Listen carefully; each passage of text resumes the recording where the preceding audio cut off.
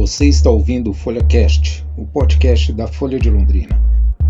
Meu nome é Vitor Ogawa e nesta edição vamos falar sobre as eleições para reitor e vice-reitor da UEL, que possuem 4 chapas inscritas. A chapa 1 é a UEL de volta para casa. A chapa 2 se chama UEL Mudar é Preciso, Mudar é Possível. A chapa 3 foi denominada Mais UEL. E a chapa 4 foi intitulada UEL Viva a Cidade. O primeiro turno será realizado no dia 12 de abril e o segundo turno será no dia 27 de abril. A Folha produziu uma série de entrevistas com cada uma das chapas para esta eleição, que será histórica, já que pela primeira vez estudantes, professores e agentes universitários deverão participar da eleição direta de forma eletrônica para a escolha dos dirigentes da instituição. A votação será online pelo sistema SAEL, que é o Sistema Aberto de Eleições Eletrônicas, por meio dos portais do estudante e do servidor. O acesso será permitido por intermédio de senha pessoal. No quarto e último programa sobre as eleições da UEL, vamos ouvir os integrantes da chapa 4, UEL Viva a Cidade. O candidato a reitor é o professor Nilson Maganin Filho, do CTU, e a candidata a vice-reitora é a professora Laura Brandini, do CCH.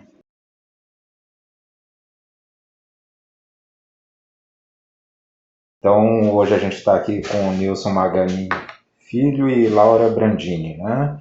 O Nilson é do CTU, né? Do Departamento de Engenharia, né? Professor de estruturas, né? E a Laura é do Centro de Letras e Ciências Humanas, né? Leciona francês, né? Literatura francesa. Tá certo. Eu queria que vocês falassem um pouco sobre os principais desafios que vocês vão enfrentar caso sejam eleitos para essa próxima gestão. Bom, são muitos os desafios, né? Nós estamos percorrendo a universidade e constatando algo que nós já sabíamos, constatando concretamente algo que nós já sabíamos. Há muitos problemas na universidade, né? Há muitos órgãos que estão com problemas estruturais, né? Problemas nas edificações, problemas com relação ao quadro funcional, muita falta de agente universitário, né? E nós estamos constatando isso. Então, é uma série de problemas que impactam no funcionamento da universidade diretamente, internamente, e que, claro, né, dependendo do órgão, impacta também no tipo de atendimento, de serviço que a universidade presta à comunidade, para fora da universidade. Por outro lado, no que se refere mais à questão do ensino, né, há também muita falta de professores que se aposentaram, né, e que não foram repostos, ou seja, a falta de concurso público. Esses professores estão sendo contratados num regime de trabalho que é o chamado CRES, que é o temporário. Então eles têm contratos curtos com a universidade, né? E essa quantidade de professores já atingiu um valor muito significativo dentro da universidade, são mais de 500 hoje. E isso impacta, obviamente, na qualidade do ensino, no envolvimento dos professores com a universidade, né? Eles não podem ter a dedicação exclusiva, né? Ou seja, eles ficam numa condição que, do nosso ponto de vista, para a universidade não é a melhor, não é a ideal. Dedicação exclusiva é o TID, né? É o TID. Quanto de horas esses professores temporários eles podem dedicar? Os professores temporários hoje são contratados em 20 horas ou em 40 horas, né? Dependendo da autorização que o governo faz para essa contratação. Mas cada vez mais, isso já está regulamentado, inclusive pelo governo, a atividade deles se refere só ao ensino de graduação, né? Então, eles não podem participar de projetos, né? Eles não podem ter a dedicação exclusiva, por conseguinte, né? E se envolver com questões que vão para além do ensino de graduação dentro da universidade. projetos de pesquisa, projetos de ensino em pesquisa, projetos de extensão. Né? Então, isso vai se agravar, já que você nos perguntou quais são os principais problemas, isso vai se agravar com essa lei que acabou de ser aprovada, que é a Lei Geral das Universidades. Certo. Porque ela consolida esse quadro. Antes de falar da LGU, né, vamos falar também dos técnicos, né, que estão faltando. Sim. Queria que vocês falassem qual é o déficit hoje de técnicos hoje na universidade que vocês identificaram. A gente viu em todos os setores, né? Nós fizemos já uma caminhada boa pelos órgãos suplementares e os órgãos de apoio, que apoiam, né? Que são outros braços da universidade, que é onde a gente tem um número maior de técnicos hoje. E é justamente onde a gente vê a falta justamente desses técnicos. Então a gente tem setores, por exemplo, que tem menos da metade do que tinha, né, há 8 anos, há 10 anos. Então a gente percebe esse déficit na prestação de serviço, que a prestação de serviço da universidade majoritariamente se dá através desses órgãos suplementares. Por exemplo, o hospital universitário, por exemplo, o hospital veterinário, por exemplo, os museus.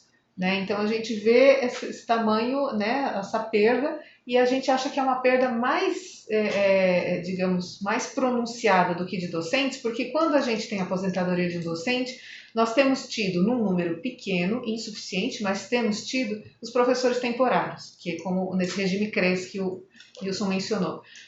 Para as aposentadorias dos técnicos, dos agentes universitários, nós não temos nenhum tipo de reposição. Então, é um problema que fica mais pronunciado, porque a gente não tem esse tipo de substituição. Né? Além disso, a reposição dos professores, né, que se aposentam, tem a questão da transição, que muitas vezes existe uma ruptura. Um pesquisador que está desenvolvendo um determinado trabalho, ele deixa de trabalhar porque se aposentou e não tem um substituto, porque o governo ainda não contratou. Com isso, tem uma lacuna até que outro professor assuma, e a troca de experiência que existia não ocorre, né? Exatamente. Uma descontinuidade, então. É uma descontinuidade. Daí, como é que vocês avaliam isso? Como lidar com esse problema? Olha, a reitoria fez um pedido recente para a contratação de 420 professores. Isso num quadro de cerca de, hoje, 1.600, um pouco mais, docentes, significa praticamente 40%, entre 30% e 40%.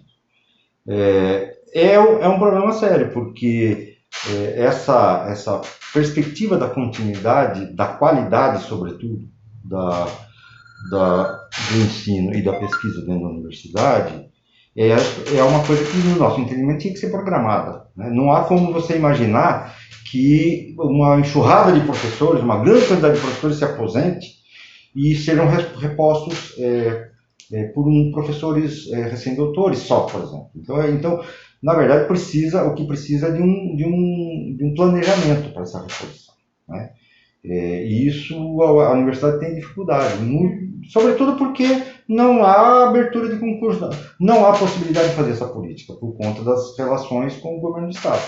Esse impedimento pela realização do concurso. Você imagina que se, digamos, o governo do Estado autorizasse fazer concurso para fora das regras da LGU, a universidade teria a condição de fazer um concurso para 420 professores. Seriam 420 professores novos entrando na universidade de um dia para o outro. É uma coisa inimaginável, né? A universidade não é só a questão do ensino em sala de aula, tem uma série de atividades. A universidade, na sua origem, optou por fazer uma gestão compartilhada e democratizada. Então, tudo passa pelas instâncias, tem os colegiados, os departamentos, os conselhos de centro, o conselho de administração, o conselho de ensino, pesquisa e extensão, o conselho universitário. Então, é um conjunto de órgãos que gerem a universidade. Esses órgãos, essas pessoas que compõem esses órgãos, têm a história da universidade. E essa história, se ela não é repassada, ela se perde. Né? E aí fica descontinuado, como você está dizendo, Vitor, do ponto de vista também da pesquisa, porque exatamente um professor consolidado, doutor que se aposenta, ele vai ou trabalhar em outro lugar ou não trabalha mais com a pesquisa. Então, entra um professor nesse regime CRES que não pode desenvolver pesquisa pelas normas que a gente tem hoje de contratação, então essa pesquisa fica parada. E como o Nilson está dizendo, tem muitas instâncias na universidade da gestão compartilhada das quais esse professor contratado não pode participar, o que sobrecarrega os professores efetivos que lá estão. Então, todas as funções de gestão e administração ficam a cargo dos mesmos professores que também têm o cargo de ficam encarregados de fazer a pesquisa. Então, essa substituição, por mais que a gente diga, tem uma substituição num número X de horas, mas ela não dá conta da universidade, porque a universidade não é só dar aula. A universidade é desenvolver pesquisa e a universidade tem uma gestão compartilhada. E a pesquisa e a gestão compartilhada não podem ser exercidas por esses professores pelas normas que a gente tem hoje. Então, essa descontinuidade se dá em vários âmbitos, né? E no que se refere aos agentes universitários, que também é uma questão importante, houve um pedido recente da universidade para a contratação de 887 servidores, sendo que 382 para o campus e 505 para o HU. Então, você imagine o que está acontecendo com a estrutura administrativa da universidade, com uma falta de agentes universitários desse porte, né? Os agentes universitários também detêm o conhecimento e a história da universidade e a habilidade na administração. Isso é tão importante quanto essa falta de continuidade, essa descontinuidade que existe no trabalho docente. Porque é a máquina da universidade que precisa andar, que precisa ser gerida. Então, isso também é um problema muito sério, essa falta de agente universitário, né? A gente tem percorrido os órgãos e tem visto que a universidade está andando ainda, minimamente, né, graças à dedicação desse conjunto de servidores que ainda está lá. Mas existe a perspectiva de aposentadoria de muitos deles. A própria lei que foi recém-aprovada vai, de alguma forma, restringir a reposição desses quadros funcionais. Inclusive, diversas carreiras foram extintas. Então, quando se aposentarem esses servidores, eles não serão repostos por concurso público, por exemplo. Eles serão, boa parte deles, as carreiras que não foram extintas serão repostas só por temporários, né? Por temporários e por terceirizados. Ou seja, esse conhecimento da estrutura administrativa da universidade vai se perder. E a universidade pode sofrer muito, já está sofrendo e vai sofrer muito lá na frente por conta dessa questão, né? Com certeza vai ter uma descontinuidade nesse processo administrativo. E para a universidade, essa história, esse conhecimento é muito importante. A gente que vive lá dentro sabe, né, que são as pessoas que detêm o conhecimento, é a forma de fazer a gestão.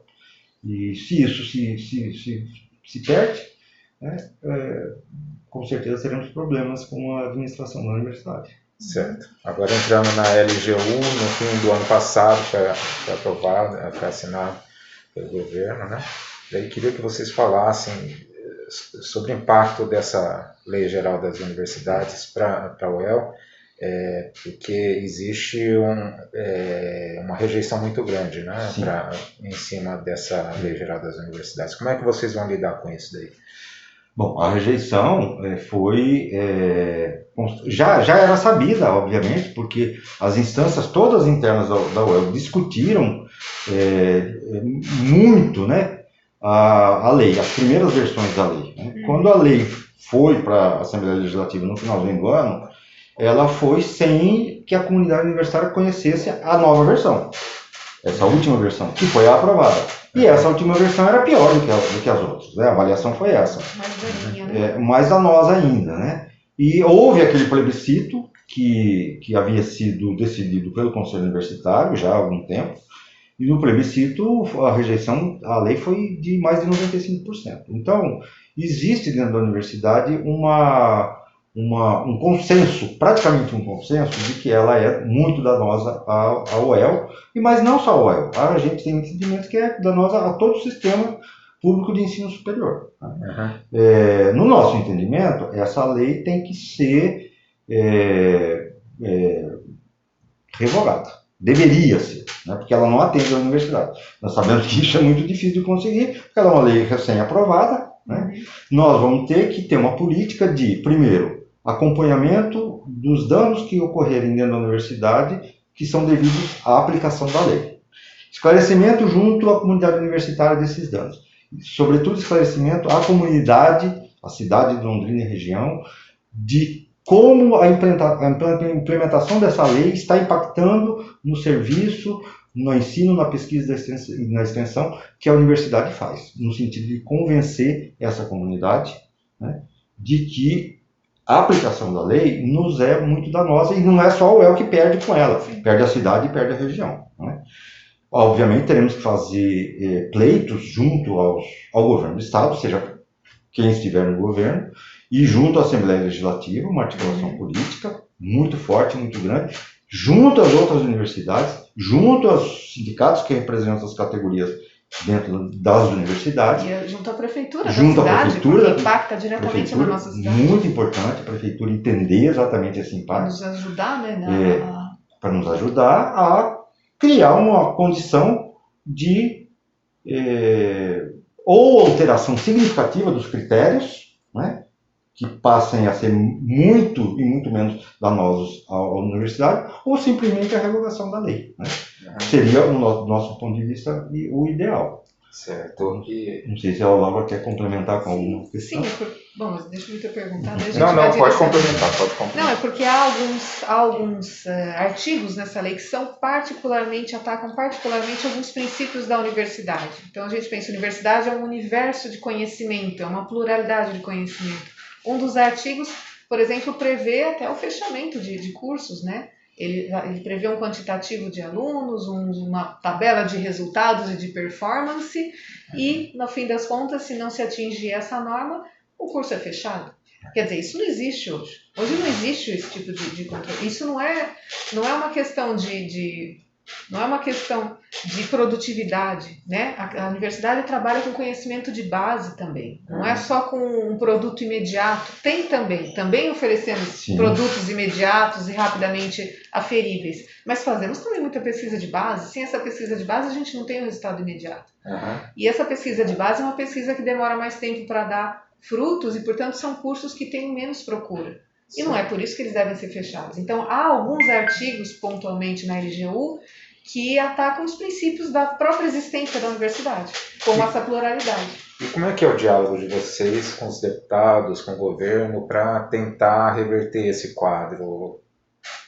Olha, eu particularmente, né, como tenho tive uma atuação durante muitos anos no Sindicato dos Professores, fui 3 vezes presidente, compus diretorias, fui vice-presidente também, e durante muitos anos tive essa atuação, digamos, paralela à atuação nos conselhos por dentro da universidade. Eu fiz muitos contatos, né? Eu vivia na LEP, conversando com os deputados, negociando, muitas dezenas, talvez centenas de reuniões com as secretarias de governo, né? E então, em princípio, eu diria o seguinte, que a condição para fazer esse diálogo a nossa chapa tem, ou a nossa reitoria terá, né? Claro que nós temos que negociar sempre, né? O meu perfil é de negociador, até porque eu vim do sindicato. Então, a gente só faz uma coisa, negociar, sempre negociar. A questão é a seguinte, é que nós precisamos criar boas condições de negociação. Por isso que eu falava da questão do convencimento, da comunidade interna, né? Não o convencimento já existe, né? O esclarecimento de como os critérios da LGU estão atingindo a universidade, né? O esclarecimento junto à comunidade para fora da universidade, a cidade, a região, a prefeitura, os deputados, né, e o próprio governo, a Secretaria de Ciência e Tecnologia, né, a superintendência hoje. Então, nós entendemos que nós temos a capacidade de fazer esse processo de esclarecimento e de negociação junto ao governo do Estado, né. Estabeleceremos um contato amigável com os deputados, claro, né, institucional, tem que ser assim, mas sempre com a perspectiva de mostrar os danos que essa lei está gerando para a universidade e trabalhar por convencimento para a mudança da lei, que está a sua revogação. né? Certo. Um depoimento seu foi publicado aqui na Folha de Londrina, comparou os recursos destinados para as universidades de São Paulo e a Universidade de Londrina, né? E isso daí foi criticado pela própria secretaria, né? Pela própria secretaria, pelo Samarra, né? O Michel, não sei o sobrenome dele exatamente, o assessor do secretário. Isso. Aí queria que vocês falassem, né, sobre essa diferença de recursos entre um estado e o outro, né? E inclusive o senhor falou que o dinheiro de uma universidade lá de São Paulo é maior do que de todas as universidades do estado do Paraná. E é verdade, é exatamente isso, né? E como reverter esse quadro? Como conseguir mais recursos? Existe algum caminho para tentar viabilizar mais dinheiro para as universidades paranaenses, em especial a UEL? Eu acho que existem diversos caminhos. O primeiro, obviamente, é conseguir junto ao governo do estado que essa quantidade de dinheiro que compõe o orçamento do ensino superior público como um todo seja significativamente aumentado, claro. E por isso que eu falo que a gente tem que negociar sempre, continuar negociando e convencer a população da cidade, da região, de que isso é importante para a UEL, mas não só para a UEL, porque no nosso entendimento esse volume de dinheiro tem que ser aumentado para todas as universidades. Por quê? Porque o estado do Paraná tem um conjunto de universidades que está espalhado pelo estado todo. E essas universidades realizam boa parte das políticas públicas do estado. O governo do estado tem que compreender isso. Mas não só isso, a gente tem que, obviamente, não vamos desprezar a possibilidade de conseguir emendas com os parlamentares para projetos específicos, né? De trabalhar junto aos órgãos de fomento, tanto do estado, a Fundação Araucária, como do governo federal, a FINEP, a CAPES, a CNPq. Nós precisamos ter facilitadores dentro da universidade para que a universidade possa concorrer a esses editais que nos dão condições de montar laboratórios, de comprar equipamentos, né? E nós temos pesquisadores capazes de apresentar projetos para isso. E então existe uma série de possibilidades, né, para a gente conseguir trazer dinheiro para a universidade, né, melhorar o seu financiamento, né, e, através disso, cumprir aquilo que a gente chamou de compromisso social da universidade, que é o que pelo que nós temos que zelar, sobretudo. Certo. Você mencionou esses órgãos de fomento, né?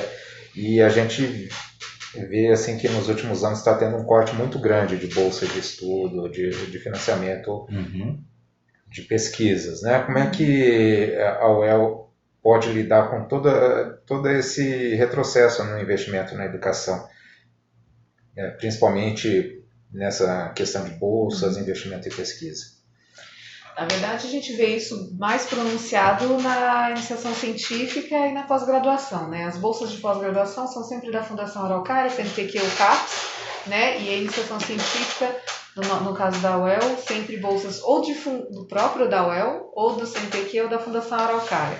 Então a gente teve, por exemplo, no ano passado, um ataque muito grande às humanidades, né? Que houve uma restrição das bolsas de iniciação científica, ou seja, aquela formação bem de base, né, do estudante de graduação, essas bolsas tinham que ser direcionadas preferencialmente para as áreas de outras que não as humanidades, né? E a universidade reagiu fortemente a isso, tivemos uma carta aprovada no Conselho Universitário. Então a luta por essas bolsas, que não são bolsas que venham diretamente ou da própria universidade ou do governo do estado, mas bolsas federais, ela só pode se dar em âmbito federal também, no processo de união das universidades, né, de diálogos dos reitores, porque não é só a nossa que está passando por isso, não é só a UEL são só os programas de pós-graduação que sofreram, os nossos, com esses cortes, é do país todo. Então essa também, a gente entende que é um papel da reitoria.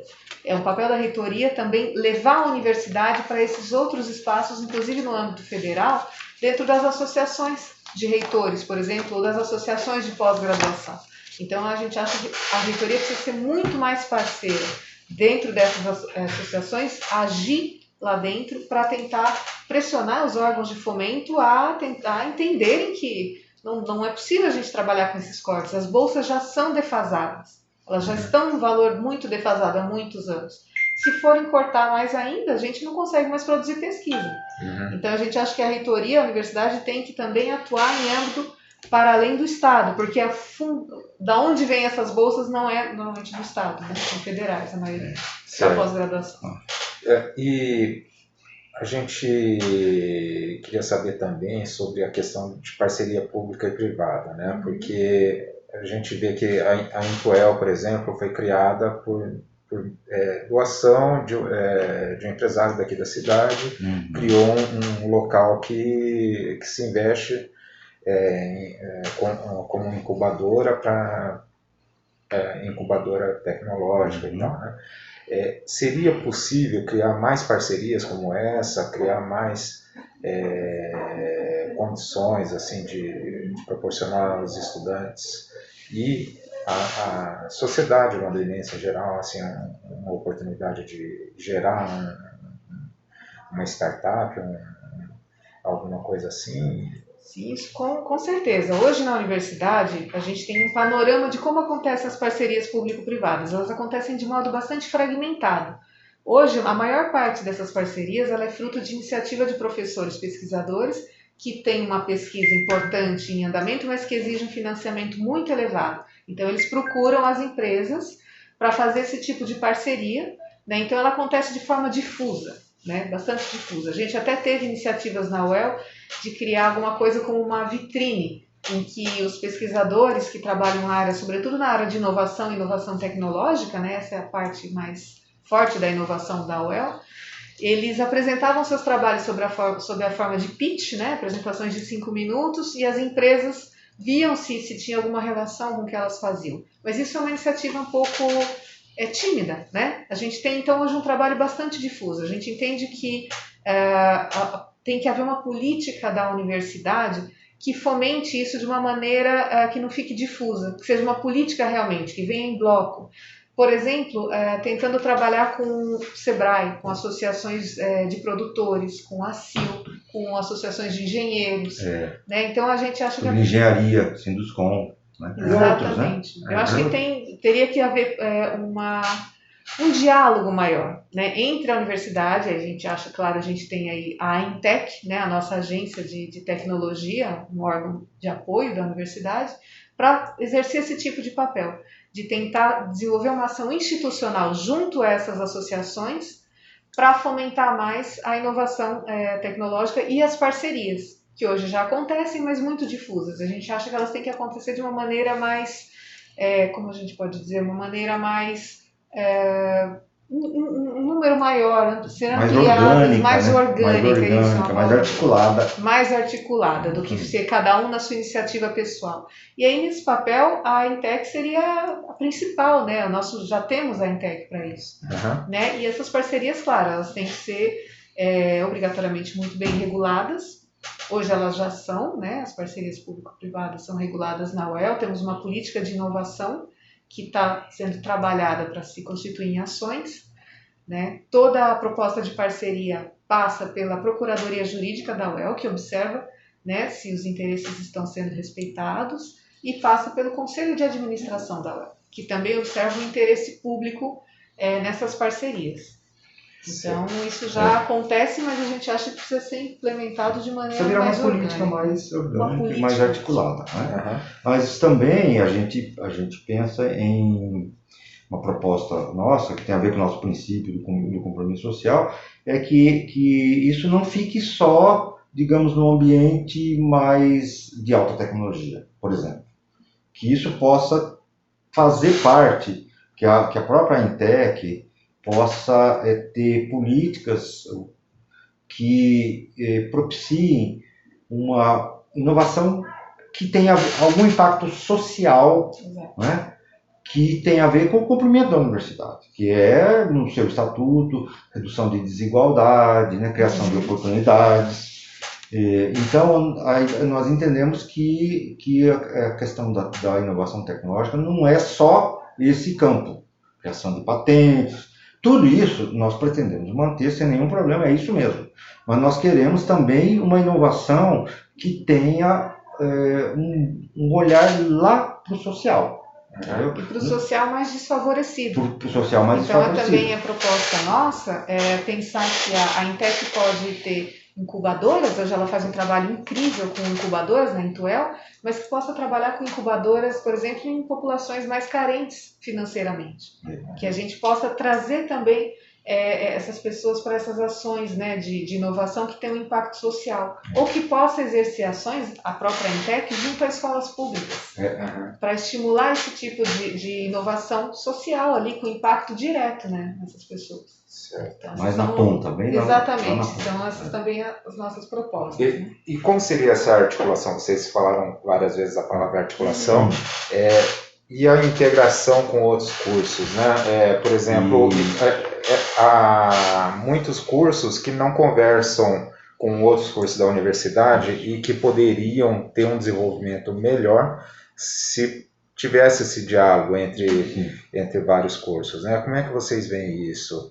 É possível fazer essa integração de maneira mais efetiva, mais...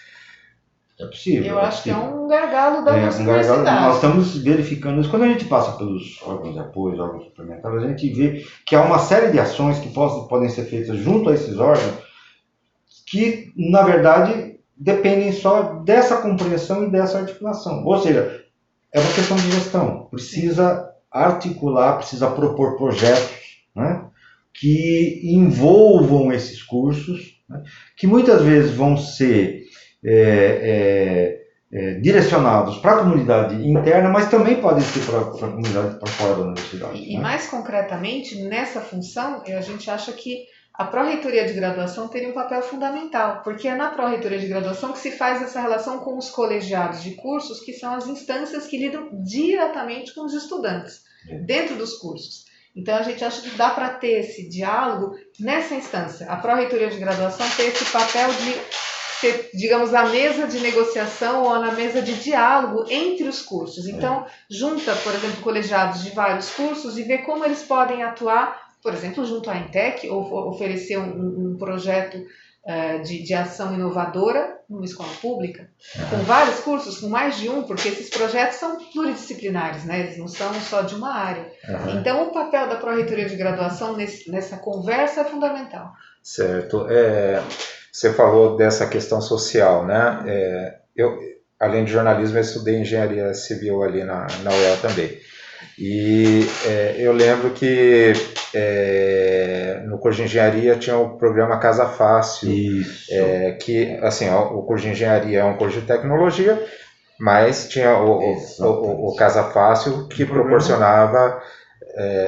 eu não sei se está ativo ainda. Acho que não. Mas na época elaborava-se plantas, né, de casas para fornecer a pessoas de baixa renda. Isso, né? Isso. No curso de Direito também existe... O IAJ, né? Escritório jurídico. Escritório que proporciona assim, assessoria jurídica para gente que tem baixo poder aquisitivo.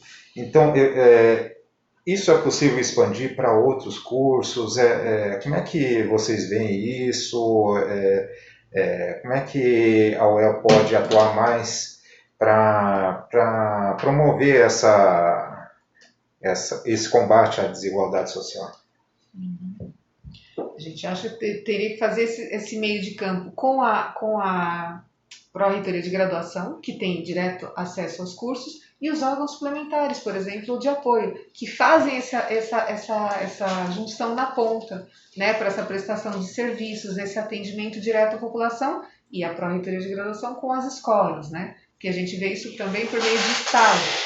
Nós temos muitos cursos com estágios que são obrigatórios, são os estágios, né, da grade curricular, e a gente acha que dá para articular dessa maneira, né, de juntar várias áreas. Por exemplo, a gente viu um projeto da Rádio UEL, um órgão de apoio, né, um órgão suplementar, que era o Erradiar, que hoje em dia não acontece mais, que levava programas de rádio para as escolas. Esse é um programa incrível, um programa que precisaria voltar a acontecer, porque ele integra várias áreas. Então, ele integra profissionais de jornalismo, ele integraria profissionais de design para organizar a página de internet da rádio da escola. Então, é um projeto que estimula escolas públicas, estimulava, ele não está mais em funcionamento, infelizmente, a ter a sua própria rádio. E aí você utilizaria estudantes, por exemplo, estagiários de várias áreas, do design para o site, de letras para a elaboração da pauta, de jornalismo para a organização do rádio, né, do programa de rádio. Então, assim, novamente seriam os colegiados que precisariam estar mais afinados, ou talvez na mesma mesa de conversa. A impressão que a gente tem hoje é que está cada um no seu canto, correndo atrás, né, de apagar incêndios. Então, a Pró-Reitoria de Graduação teria um papel muito importante na nossa gestão interna. E dessa maneira a gente poderia atender melhor as comunidades, com certeza. Mas tem uma outra coisa que é importante de ressaltar, que as universidades estão passando nesse momento, e terão que implementar em breve, aquilo que a gente chama de curricularização da extensão. Então, elas vão passar a ter que ter projetos de extensão que perpassem todos os cursos. É um problema, sério, a universidade está enfrentando um problema porque ela precisa se reelaborar nesse sentido e para cumprir essa lei, né?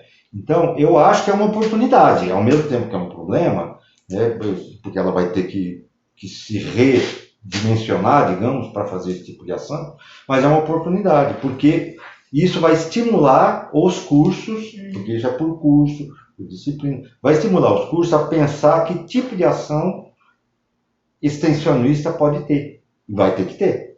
Entendeu? Então, isso vai, com certeza, estimular a criatividade dos colegiados, dos cursos de graduação, para pensar ações desse tipo. E isso vai ser uma coisa interessante, porque vai nos propiciar, de alguma forma, né, o contato maior com a comunidade externa, porque a extensão é isso.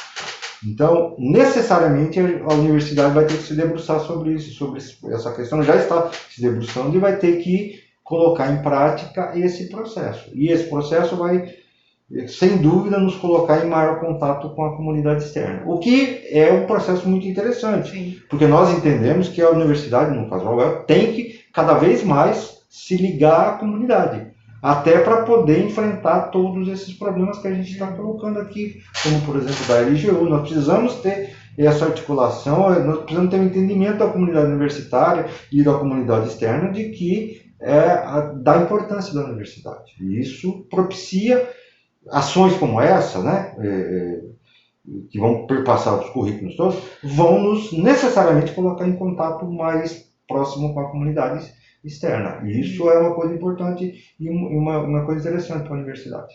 Certo. No começo da nossa conversa, vocês mencionaram sobre a questão da estrutura, né, sucateamento. A gente vê que existem vários laboratórios que precisam de uma atualização, né? Além disso, tem a questão de manutenção dos prédios também. Queria que vocês falassem um pouco sobre isso, né? Como resolver esse tipo de problema aí de atualização dos equipamentos, das condições de realização de pesquisa. Hoje a UEL tem muitos laboratórios, né, que são utilizados sobretudo pelos pesquisadores das áreas de agrárias, de biológicas, de exatas, de engenharias, né, são os laboratórios mais caros. Tem também de humanas, mas nessas áreas são os laboratórios com equipamentos mais caros. E é importante dizer que a UEL é muito bem equipada, tem laboratórios muito bons hoje em dia ainda. Mas, claro, com o passar do tempo, alguns vão ficando obsoletos, né, e realmente carecem de uma modernização e da aquisição de novos, né? As novas pesquisas exigem novos equipamentos para poderem ser desenvolvidas. Hoje a gente tem na UEL laboratórios multiusuários, que são laboratórios que são compartilhados por vários pesquisadores, né?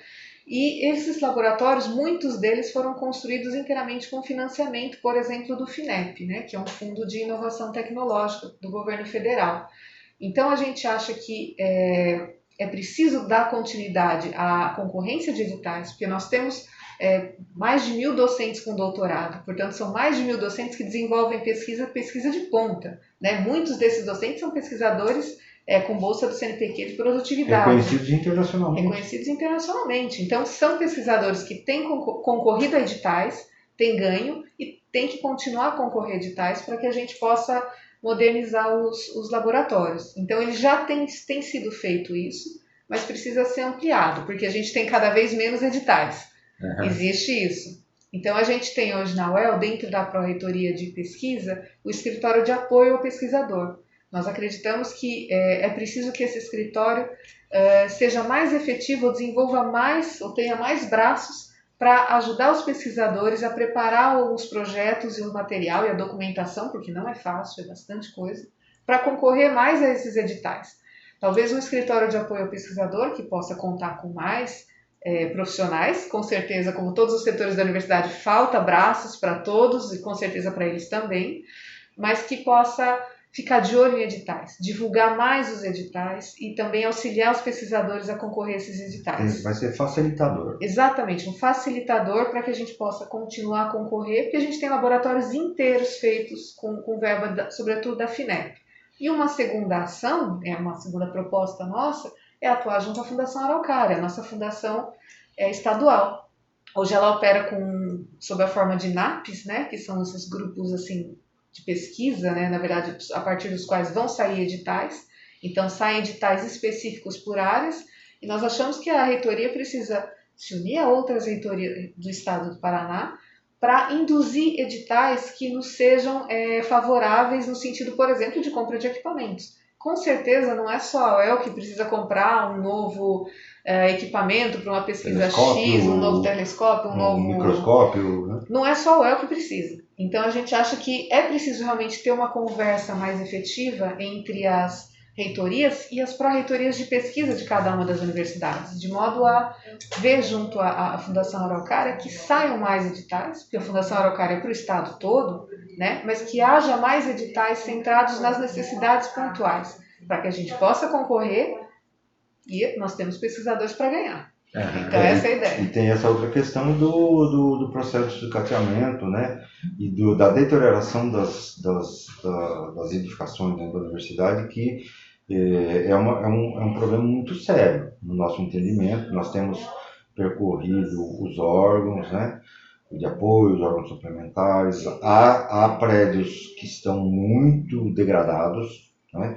Prédios importantes dentro da universidade, e nós deveríamos ter uma parcela do nosso orçamento destinada à manutenção dessas edificações, porque isso é a garantia da probidade do exercício da função pública, né?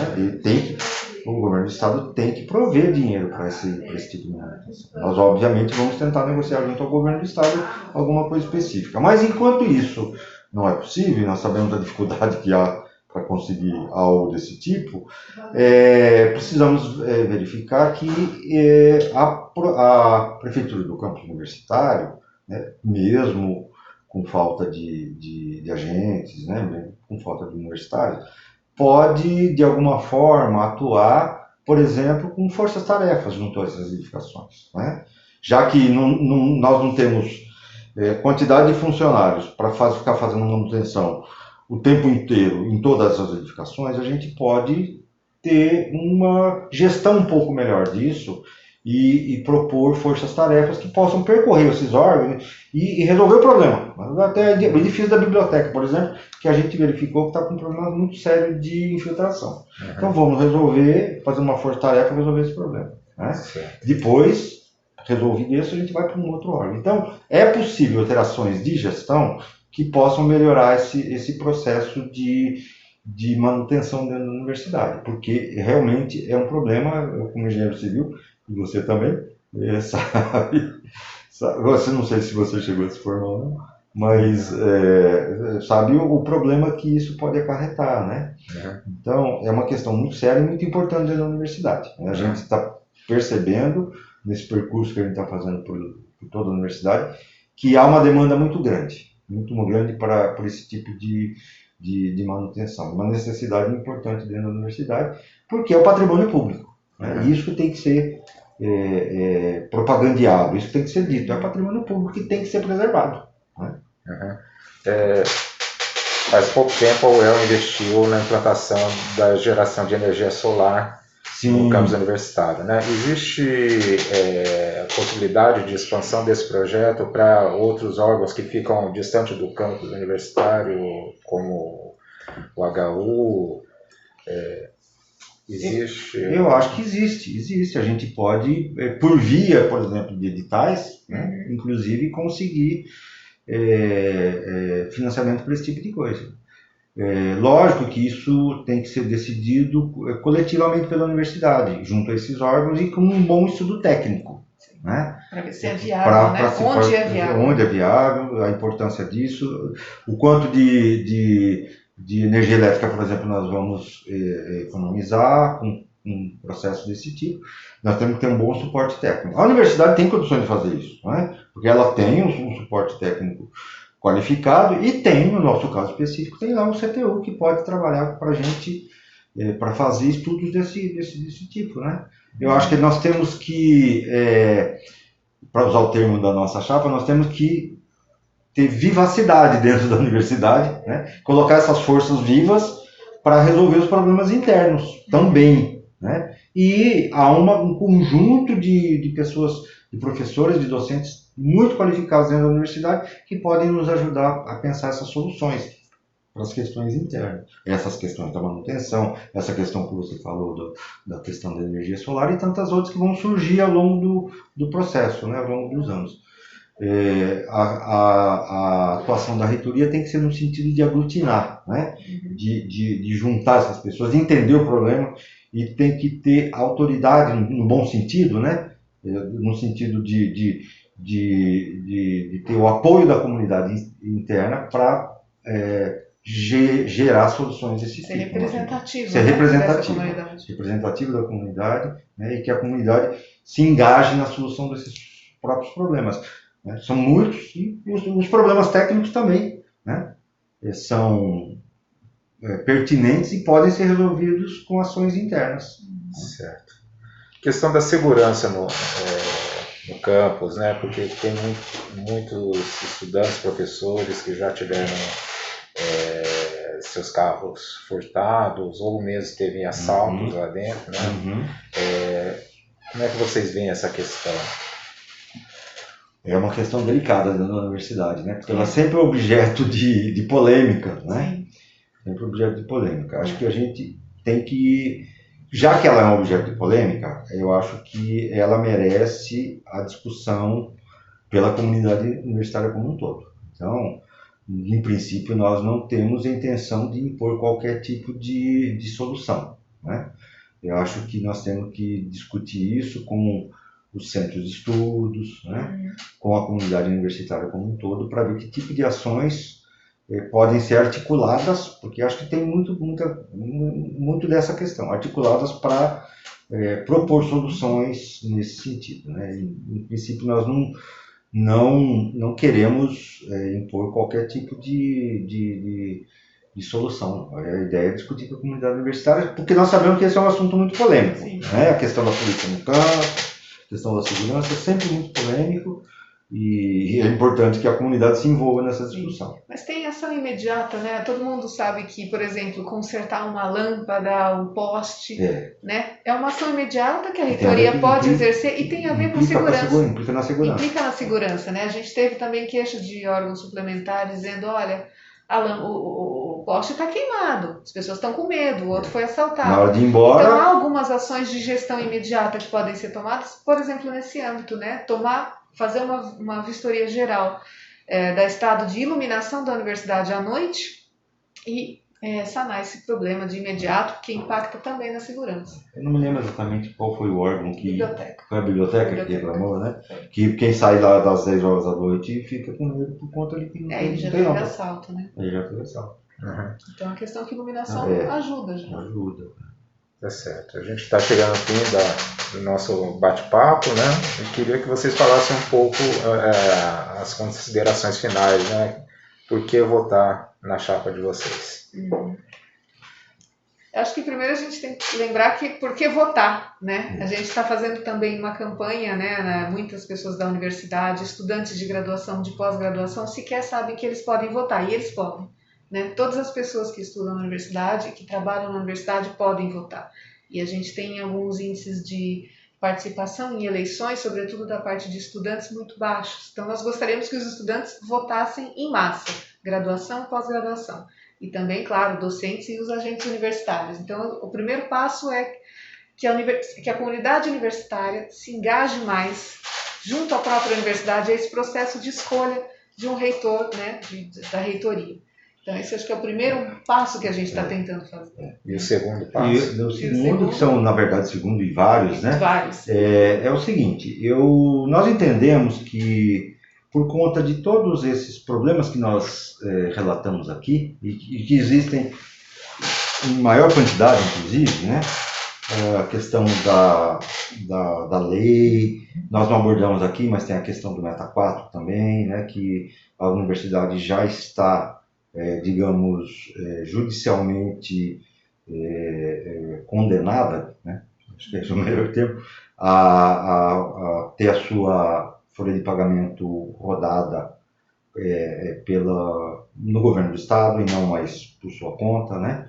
E também existem questões da questão jurídica, né? Que há uma tentativa de que a universidade não tenha mais a capacidade de juridicamente fazer as suas ações, né? Então, existem problemas com relação à questão salarial dos docentes, dos agentes universitários, que já acumularam perdas de mais de 30%, a questão do quadro funcional, da reposição do quadro funcional de agentes e docentes. Então, esse quadro nos dá o seguinte indicativo: essa eleição é fundamental e é uma encruzilhada para a universidade.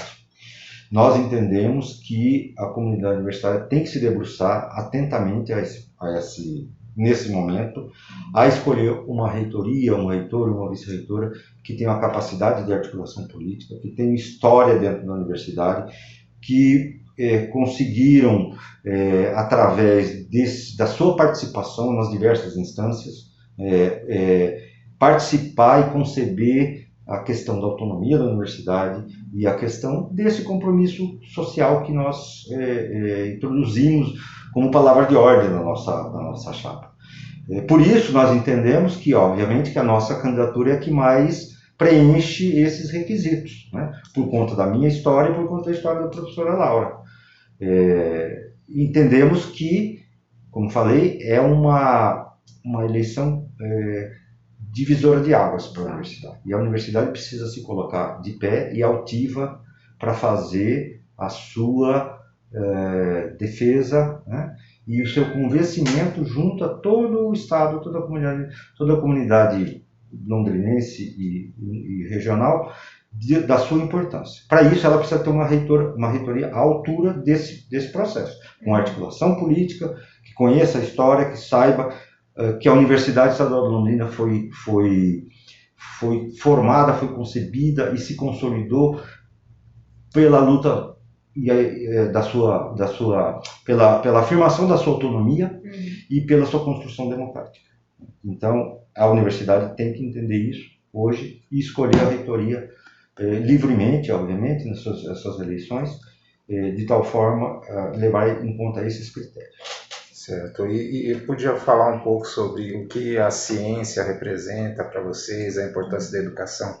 A ciência é a nosso oxigênio. O oxigênio, ótimo. A ciência para a universidade é o oxigênio. É a sua própria vida, né? Exatamente. Nós defendemos a ciência, né? Eu sou um engenheiro civil, né? Ela é uma professora de literatura, e faremos a afirmação da importância da ciência, tanto para a comunidade interna como da cultura, da ciência, da cultura, da tecnologia, né? De forma veemente. Nós não abrimos mão desse princípio e desse conceito. E ela se encaixa também na nossa compreensão da universidade e da sua relação com o compromisso social, na medida que a gente acha que precisamos também divulgar mais a ciência, a cultura e o ensino que são feitos na universidade, né? A gente pensa muito nesse tripé: ensino, pesquisa e extensão, que é um dos nossos princípios e que tem que ser respeitado, né? Tem que ser levado para fora, para além dos muros da universidade. É o nosso oxigênio, é a nossa defesa, né? A defesa da sobretudo vacina, nesse momento, defesa da ciência, defesa das pesquisas, de verba para as pesquisas. Sem as pesquisas a gente não teria essas vacinas, enfim. A gente defende isso veementemente. Claramente. Tá certo. Muito obrigado pela entrevista, foi um prazer conversar com vocês. Nesta edição, nós conversamos com os candidatos a reitor e vice da Chapa 4, o UEL Viva a Cidade. O candidato a reitor é o professor Nilson Maganin Filho, do CTU, e a candidata a vice-reitora é a professora Laura Brandini, do CCH.